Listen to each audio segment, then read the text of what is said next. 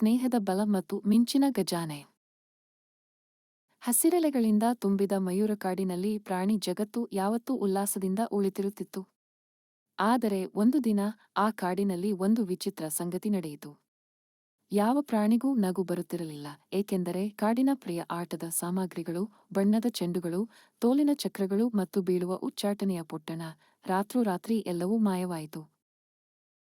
ಈ ಪ್ರಕರಣವನ್ನು ಆನಂದಿ ಆನೆ ತಾರಾ ಗಮನಿಸುತ್ತಾಳೆ. ಅವಳು ತನ್ನ ಹಳೆಯ ಗೆಳೆಯರಿಗೆ ಕರೆ ಮಾಡುತ್ತಾಳೆ. ಚುಟುಕು ಮಂಗ ಚಿಕು, ಬುದ್ಧಿವಂತ ಗಿಡುಗ ಜುಜುಗಿಳಿ ಮತ್ತು ಹಸಿವುಕೊಳ್ಳದ ಮೊಲ ಮೊಮೊ. ಇದು ಯಾರೋ ಕಳ್ಳತನ ಮಾಡಿದ್ದು ಅಲ್ಲ, ಇದು ನಮ್ಮ ಆಟದ ಅರಿವನ್ನು ಪರೀಕ್ಷಿಸುವ ಅವಕಾಶ ಎಂದಳು ತಾರಾ. ಅವರು ಆಟದ ಮಂತ್ರದ ಸಂಧಾನ ಆರಂಭಿಸುತ್ತಾರೆ. ಸುತ್ತಿದ ಗಾಳಿಯಿಂದ ಆರಂಭವಾಗಿ ಹಳೆಯ ಮರದ ಗುಹೆಗೆ ಹೋಗುತ್ತಾರೆ. ಅಲ್ಲಿ ಅವರಿಗೆ ಅನಾವರಣವಾಗುತ್ತದೆ ಒಂದು ಮಿಂಚು ಬರುವ ಗಜಾನೆ. ಆ ಗಜಾನೆ ತಾನು ಎಲ್ಲ ಆಟದ ವಸ್ತುಗಳನ್ನು ಕೊಂಡೊಯ್ದು ತನ್ನ ಪಾಳೆಯ ಮಕ್ಕಳಿಗೆ ಕೊಡುತ್ತಿದ್ದನೆಂದು ಹೇಳುತ್ತದೆ.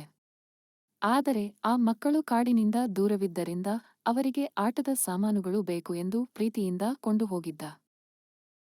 ಆ ಸಂಗತಿಯನ್ನು ಕೇಳಿ ಚಿಕ್ಕು ನಗುತ್ತಾ ಹೇಳುತ್ತಾನೆ, ನಮ್ಮ ಆಟವೊಂದು ಹಂಚಿಕೊಳ್ಳುವ ವಿಷಯ. ಬನ್ನಿ, ನಾವು ಎಲ್ಲಾ ಮಕ್ಕಳಿಗೆ ಆಟಗಳನ್ನು ಮಾಡುವ ಕಾರ್ಯಾಗಾರವನ್ನೇ ನಿರ್ಮಿಸೋಣ. ಈ ಚಿಕ್ಕ ಬುದ್ಧಿಯೂ ದೊಡ್ಡ ಮನಸ್ಸು ಇಟ್ಟುಕೊಂಡ ಪ್ರಾಣಿಗಳು ಎಲ್ಲಾ ಮಕ್ಕಳಿಗಾಗಿ ಒಟ್ಟಾಗಿ ಹೊಸ ಆಟದ ವಸ್ತುಗಳನ್ನು ತಯಾರಿಸುತ್ತವೆ. ಗಜಾನೆ ಕೂಡ ತನ್ನ ಮಿಂಚು ಶಕ್ತಿಯಿಂದ ಗಾತ್ರ ಬದಲಿಸಿ ಆಟದ ರಂಗಮಂದಿರವನ್ನೇ ತಯಾರಿಸುತ್ತದೆ. ಇನ್ನು ಆ ದಿನದಿಂದ ಪ್ರತಿ ತಿಂಗಳು ಒಂದು ದಿನವನ್ನು ಅವರು ಸ್ನೇಹದ ಆಟದ ದಿನ ಎಂದು ಆಚರಿಸುತ್ತಾರೆ. ಎಲ್ಲ ಪ್ರಾಣಿಗಳು, ದೊಡ್ಡವರು ಚಿಕ್ಕವರು ಸೇರಿ ಆಟವಾಡುತ್ತಾ, ಹಾಡುತ್ತಾ, ಮಿಂಚಿನ ಬೆಳಕು ನಿಂತಿರುವ ಗಜಾನೆಯನ್ನು ಮೆಚ್ಚಿಕೊಳ್ಳುತ್ತಾ ಕಾಲ ಕಳೆದರು. ಪಾಠ: ಸ್ನೇಹ, ಹಂಚಿಕೆ ಮತ್ತು ಸಹಕಾರವೇ ನಿಜವಾದ ಆಟ.